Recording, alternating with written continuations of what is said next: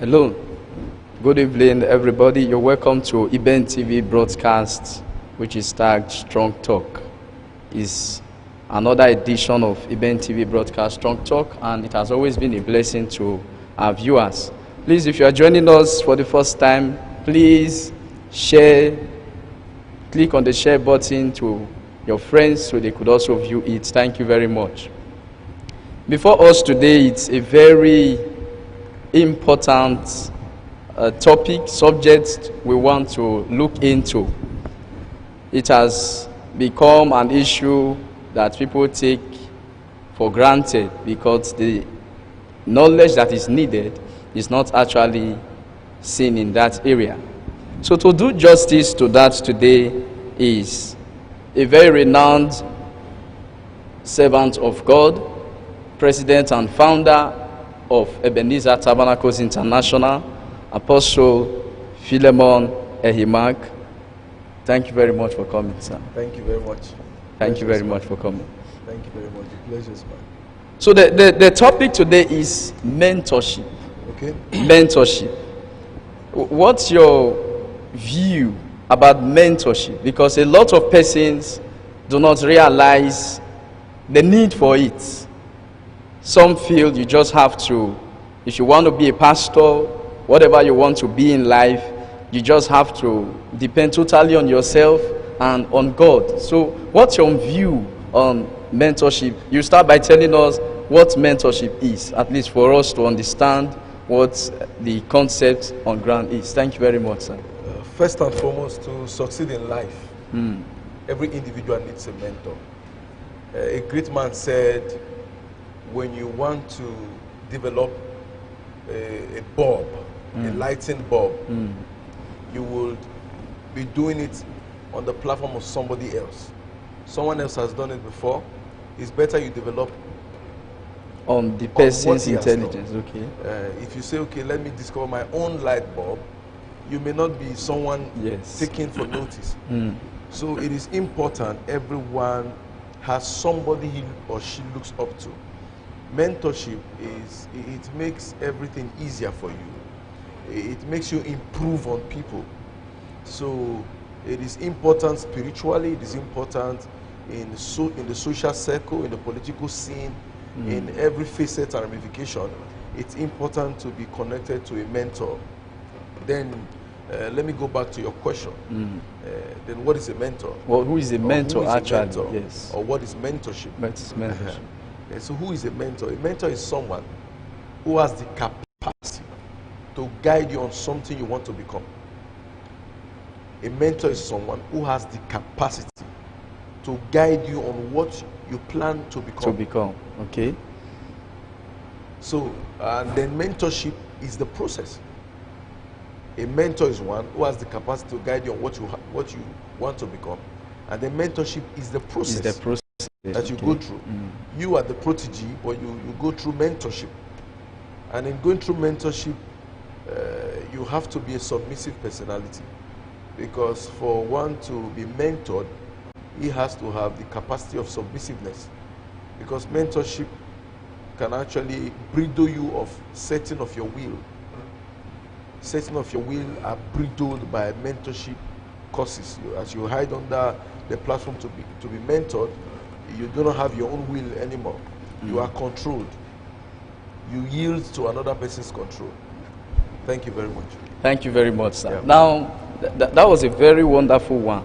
Now, you said in the course of your definition that you have to yield to somebody's control, somebody's leadership. Yeah. So, but from what we see today, can we really say that people take mentorship into consideration? Because nobody actually wants to stay under somebody. Nobody wants to stay under somebody to gain balance. Nobody wants to learn from another person. So they just want to stand on their own. Can we really say that people actually practice mentorship the way it ought to be? The word mentorship has already defined it. Your mentor is not your father. Now, your mentor is somebody who you can learn from. Okay. Even the Bible said you can have so many mentors, but you just have one father. One father. A mentor is somebody, oh, you can, man, this is something I learned from so and so person. That person at that point is your mentor. Not that you are submitting to the person, Okay. but the person is an eye opener to you. The person opens your eye to a new knowledge. He has mentored you. He has given you guardians in that perspective. Like the word mentorship is defined like as someone who guides you. So if anyone has had the capacity over time to have given you guardians in a particular sphere of your life, that person at that point was your mentor. But then this is the part that is the father. The father is that one that God gives to you by revelation to guide you. By revelation to guide you. This one guides you both spiritually and physically. This one gives you direction even in your spirit life. Take for instance, I am submitted to one father. One father. And his name is Apostle Professor Johnson Suleiman. And by virtue of my submitting to him, I am also submitted to his wife, who is my spiritual mother. Okay. Reverend Dr. Liz Johnson Suleiman. And by virtue of submitting to my father, I have submitted to their marriage. I have to pattern my life the way he has patterned his own. In so doing, pattern my life in the way the wife, my marriage, in the way the wife, is submitted and all of that. I have to view that. You see, that is a revealed father. Everything about him is what I'd like my life to be patterned according to him. And in so doing, I can therefore stand and say, make boast of it that this is my father, this is my source. I make reference to him in every part of my life. But as I journey also, there are some borrowed knowledge I come across in the life of so many people. From other sources. It's not as though my life is characterized with them or with their patterns, but there are borrowed knowledge. Just pick it and I then pick you go. them and I use them. But for me not to be proud and arrogant, I have to reference them. Because they took out time, labor to garner that knowledge. So if I use the knowledge, I should credit the source. So in crediting the source, I can as well call that, I can as well speak out and say, that guy has mentored me. So that is what differentiates every other person I choose to be a mentor at one point or the other, and my own source, who is my father. Thank you. Okay, that was very great. Thank you very much, sir. Thank you very much for that. Now, the mentor, is he also a sponsor? Because there's a lot of news going on where some people leave churches and then they say because probably they've not gotten anything from the pastor, they've not gotten anything from the mentor who is in charge of that place. So is it proper to categorize it also, calling mentorship and sponsorship together? Is it the duty of the mentor to also sponsor the protege? The truth of the matter is, we have all gotten it wrong if we think like that.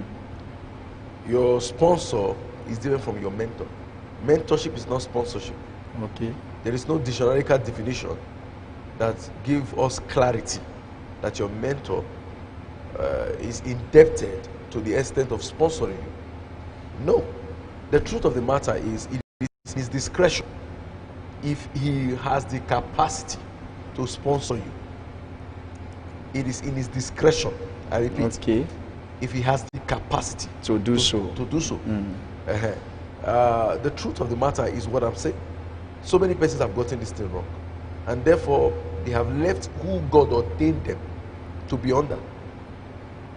And because they lack the proper understanding of who they follow or why they are following the person, and they have the wrong motive, or they are being deceived by so many other persons who have come to their life as distraction to take them off the right mentor. they miss it all. That is the sincere truth. Your mentor, as a matter of fact, do not owe you a one-on-one conversation. Okay. He do not owe you that.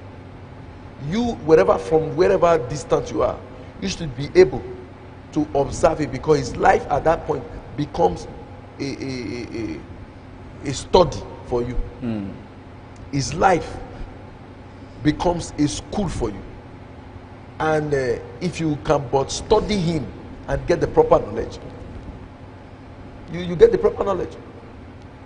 So expecting him to come and sponsor one thing for you, pay your school fees and all of that, that is not what they were called to do. It's not part of it.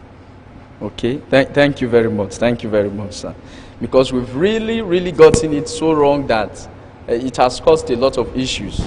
Some go about castigating the man of God. Oh, he didn't do this for me. He has cars, he has houses, and we are suffering. It's not really. Let me chip in something.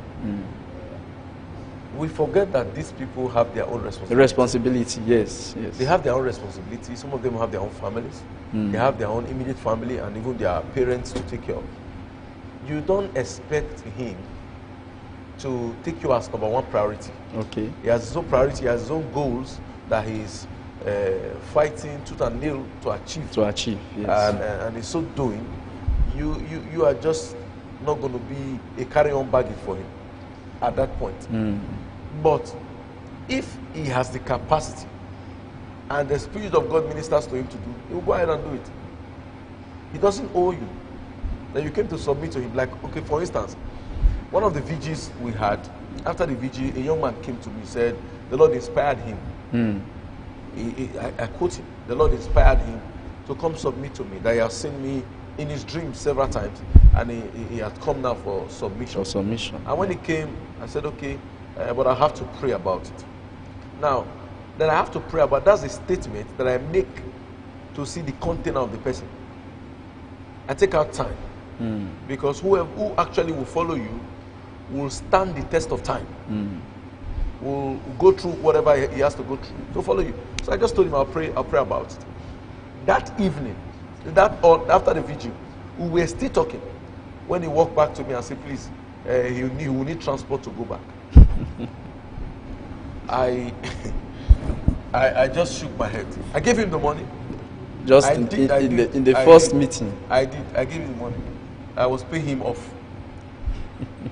I was giving him his pension from that first encounter. So I had to pay him off, and that's how he left.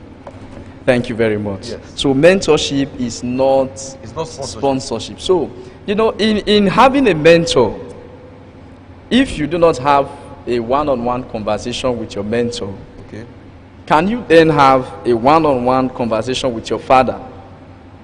Then, because so many persons try to ask their mentors the question they should ask their spiritual father. So can you have a one-on-one conversation? Even this father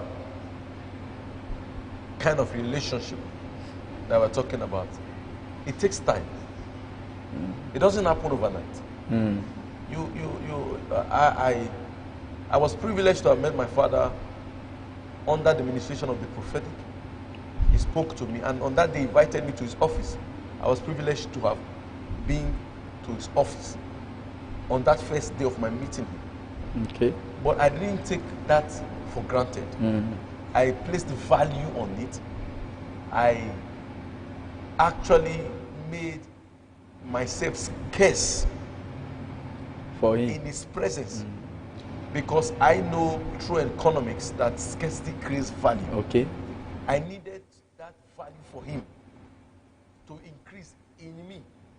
And I intentionally did not just keep going to meet with him, even when he required my presence for some conversation that he had with me that he didn't complete and told me he would get back to me. Okay. I personally decided that it should be scarce, and over time built the relationship. Built it over time. I took out time, I built it over time, followed him over time, He will go to places to preach, I will travel there. He will go to countries, I will travel there. He will go to states, I will travel there. I would hold seeds to get connected to him, because I wasn't just connecting to the person, I was connecting to the spirit within him. And I knew by scriptures how and what I needed to do to get connected. So I didn't abuse the time, The privilege. So that is what many people need to know. You've got to have respect for him, and that respect you build it with time. And as you are building the respect, that respect becomes a relationship that you have with him. He will know that you have respect for him by not barging into him anytime. You don't just barge into him unannounced. You count it a privilege, and you prove it to him that it's a privilege meeting him. And such a privilege, you prove it to him that it's not taken for granted. And when he begins to see this in you, you're coming to him, he knows that it's for a purpose, and he will prepare himself to provide that purpose for you. Thank you. Wow, that's very great. Thank you very much, sir. So the place of a father, it's not like he shouldn't be somebody who you just run to every time. You are not friends. No. It's not a friendship relationship. It's not like a household father. Okay. It's not like a household father. So it's not somebody you just you want to go and pee, you just rush to meet him. Daddy, I want to go and pee. You want to go to the restroom, I want to eat. No. There is no value in such a relationship when it comes to spirituality. Okay. Your father doesn't deserve that kind of conversation spiritually. No. So that means there is need for scarcity in order for you not to abuse the privilege that is on ground. Thank you very much. Thank you very much, sir. So, just two more questions to go. Why is it possible for your mentor to also give you direction, just as your father does? Or is only the father that gives direction? Is it possible for the mentor also to give direction? One of the greatest things your father in the Lord owes you is direction. Okay. I am privileged to have mine, because he is not just a pastor or a preacher or a teacher of God's word, he's a prophet. So I have never gone anywhere in search of direction. Okay. I have never asked anyone on earth for direction. For direction. Apart from him. I've never sought direction from anybody apart from him. Direction, how do I put this now across so that it can be understood? It cannot be taken out of context. I have never said, what is God saying? Okay. Because he has taught me to hear God. Okay. I've never met him to say, what is God saying? Because he has taught me to hear God. If he has taught me to hear God and I have learned hearing God from him, then it's going to be an abuse of his time for me to go and ask him again, what is God saying? Okay. So every day, my connection to him increases me in what he has founded as a foundation for me. It increases me. I follow him daily. It increases me. So it's an abuse of time. Wow, thank you very much, sir. So lastly, as a protege, do you have parts to play in terms of your knowledge, fasted life, the prayer life? Is there a part for you to play, or you just say, okay, is my father in the Lord has preached a lot of messages, let me just record them and go and start sharing them? So is there a need for me to fast personally when I know I have a coverage? Is there a need for me to pay sacrifices when I know there's already a coverage? It's a very funny thing. It's a very funny thing when people say that their mentor should take responsibility Of them. of everything about them. That makes you an irresponsible person. Okay. You got to take responsibility about several things. Now, this is one thing about grace people do not understand. It is true. It is true that grace is transferable. But that grace that is transferable becomes useful on a prepared vessel. Only prepared. Okay. There is need for preparation. If you are not prepared, you cannot reign. If you are not prepared, you cannot be used. An unprepared person cannot be used. Let me put it like that. Okay. Your dad has paid for fuel, for the gen, and they have even brought the fuel home, and it's in one part, and there is no light. Fuel is in the gallon. Gen is fine, but it's not turned on. But the fuel has not been put in the gen because nobody is available to put the fuel in the gen. How do you get light? The fuel is available, the gen is available. It's there. But because there is nobody to power the gen, so it is. My father-in-law has provided a platform. I have to be prepared for that platform. Least the platform will be there, I will be here, and there is nothing to show. Wow. That's very great, sir. Thank you very much, sir. Thank you very much. Thank you so much. So please, if you have just joined us now, you can just click the share button on Facebook. While on the YouTube, please subscribe to Apostle Philemon Eimak. Thank you very much. So, sir, on this note, I want you please to tell the audience, like those that are coming up, who are looking for mentors, who are seeking for a spiritual father, what is your advice to the public generally? What is your advice? First and foremost, everyone needs a mentor. Okay. In any sphere you find yourself, like I've said before, you need a mentor. You need somebody who has done something where you want to do a bigger thing. You need somebody who has gone further to actually help you go better.